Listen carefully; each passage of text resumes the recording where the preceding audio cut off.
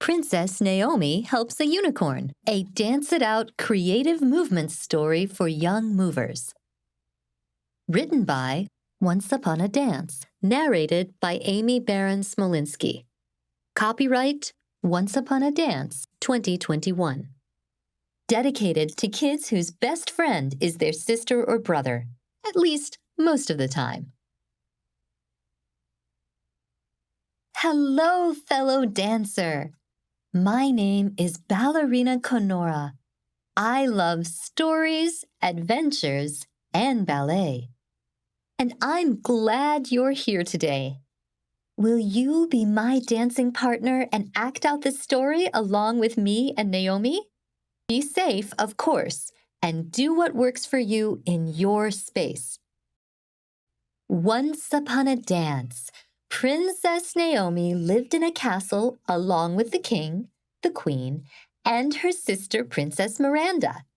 Naomi loved her home, and she appreciated all the extra space, especially during sister squabbles.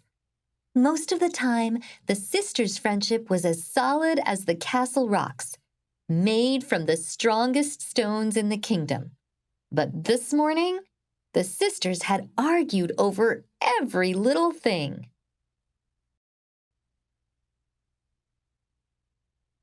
It started at breakfast, when Miranda spilled the milk and there wasn't any left for Naomi's cereal.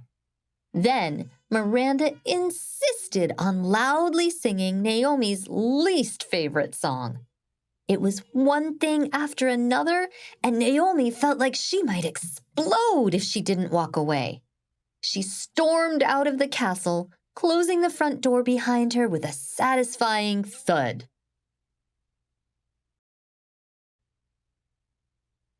Naomi headed straight to the stable to visit her horse named Antonin. She knew seeing him would make her feel calm and make her anger seem less important. Antonin was sweet, strong, and quirky. He could gallop forward, of course, but he sometimes galloped sideways and even enjoyed spinning around, which is why he was named Antonin, which means while turning in French.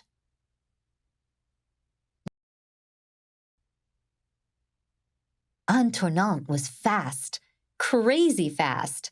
Sometimes the princess imagined he had powerful wings slicing the air, as if flying was the only possible explanation for his speed. Galloping with the air whipping around her helped her quiet her anger. They were galloping along when she saw a purple dot in the distance. She guided Antonin to check it out.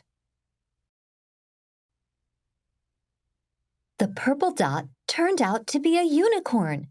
It was limp and droopy. The princess picked up one of the unicorn's front legs. It just fell to the ground. She tried one of its hind legs, and the same thing happened. Naomi noticed poppy plants nearby. Hadn't the royal gardener said that poppies could make unicorns sleepy? Naomi wasn't quite sure how to wake up the unicorn, but she hoped that some cold water might do the trick. She went to a nearby lake, scooped up some water, and took it back to the unicorn. Naomi slowly dripped it over the motionless body. Would the unicorn wake up? What would she do if it didn't move? The unicorn instantly fluttered to life. It stood up, walked to the lake, and dipped its horn in. When it stood, its horn shone majestically. The unicorn started drawing half circles in the dirt with its leg. Was it writing words? What message did the unicorn have? Naomi wondered. The princess thought perhaps the unicorn was drawing a map, but she couldn't understand its meaning or destination. The princess told the unicorn, "I'll climb on your back and you can take me where you want to go."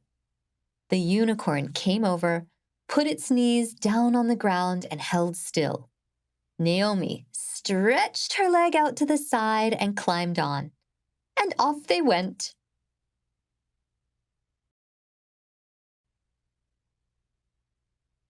The three of them went lightning fast, leaping over bushes and puddles as they went.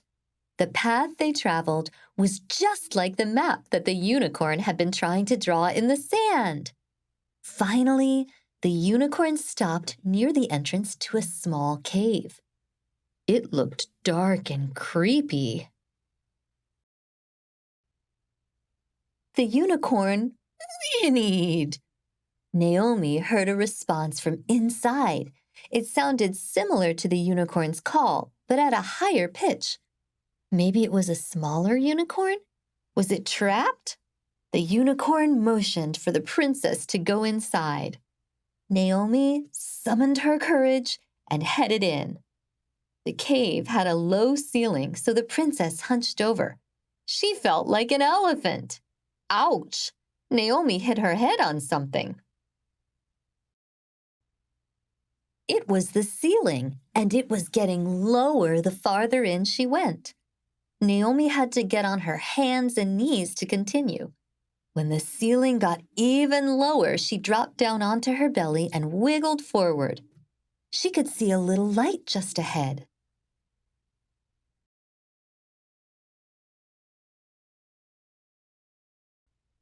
The room opened up into a large cavern. Sunlight was streaming in through a small hole at the top. The good news was the ceiling was higher and Naomi was in an open space. The bad news was there was an upright cobra snake blocking her path, and it looked unhappy about being disturbed.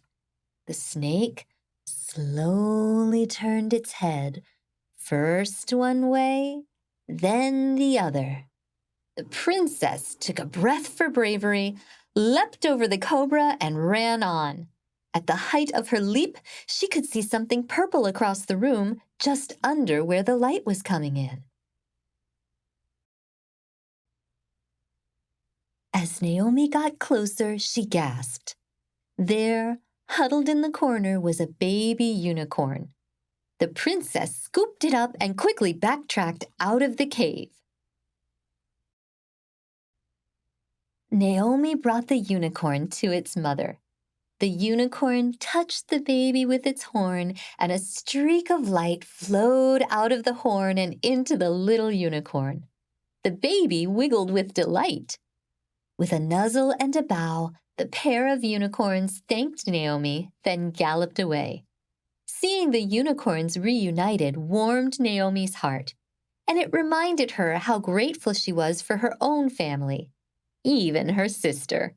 In fact, as she journeyed home en tournant, Naomi was surprised to realize that her anger at Miranda had disappeared.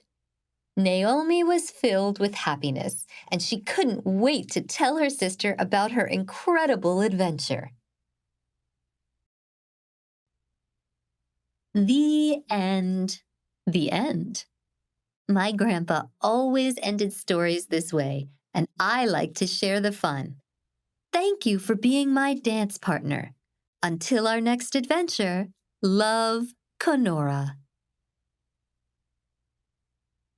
The end. This has been Princess Naomi Helps a Unicorn, a Dance It Out creative movement story for young movers. Written by Once Upon a Dance, narrated by Amy Barron Smolinski.